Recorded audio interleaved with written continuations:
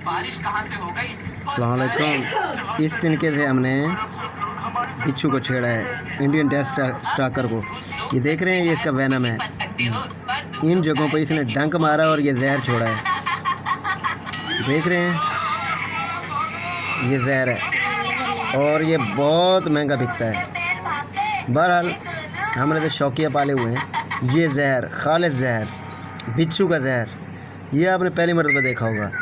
ये national geographic वाले भी नहीं दिखाते, सिर्फ यूट्यूब पर बबलू टीवी इंटरनेशनल वाले दिखाते हैं।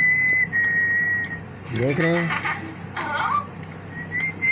इतना सारा जहर खालिस, और ये वो क्या कहते हैं, इंतहाई दर्दनाक किस्म का जहर है। अगर ये इसका ये मैं दिखाता हूँ आपको, ये ऐसे दिखाते हैं कि इसका